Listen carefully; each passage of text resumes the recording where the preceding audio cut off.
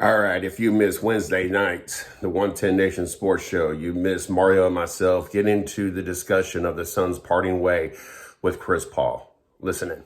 Other reports out of the NBA. Looks like the Phoenix Suns are going to go ahead and part ways with Chris Paul.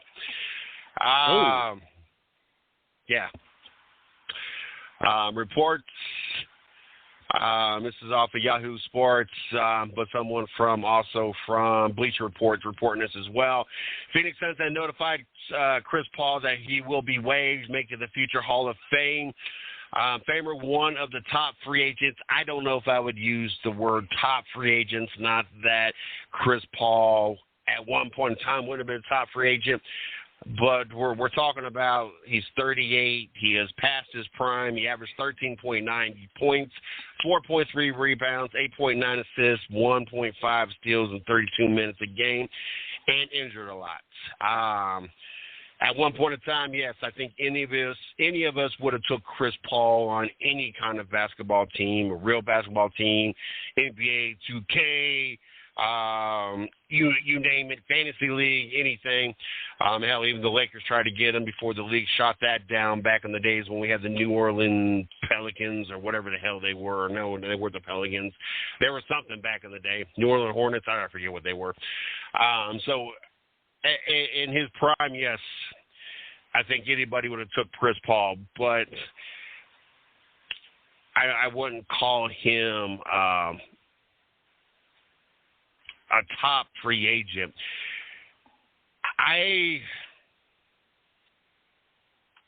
see Chris Paul at 38 years old being somebody that is at best come off the bench role at this point. I can't see any team picking him up on the expectations or him having the expectations he is a starter. Do you? I think I will monitor. I think depending on the right situation, it will have to be definitely to a contender, and you will have to watch his minutes.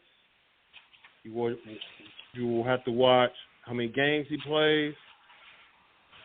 But could he add to a team? Yeah, he can add to a team. He could he lead somebody? Could he groom a future point guard in the making?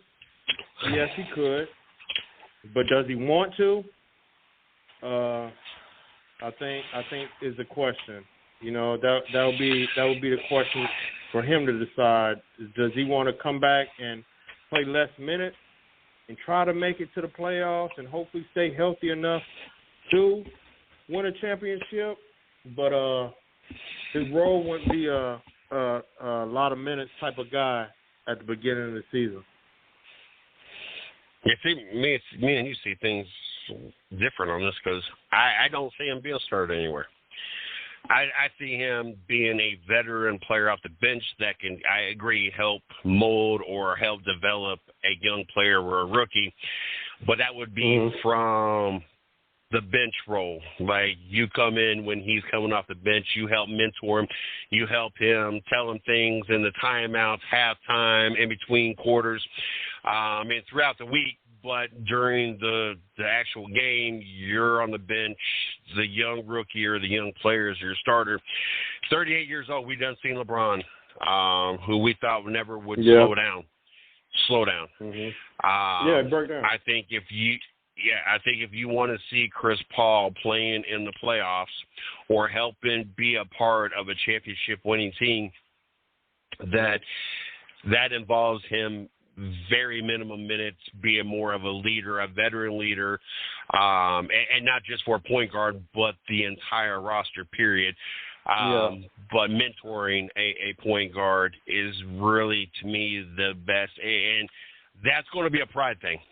That's going to be to be Chris Paul saying, okay, yes, I know the injuries, the age, the production is not what it once was. I'm willing to take this contract with these minutes because it's going to come with a lesser contract and lesser minutes.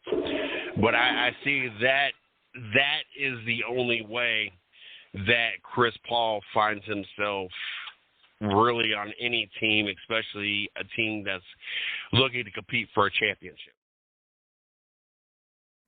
Let's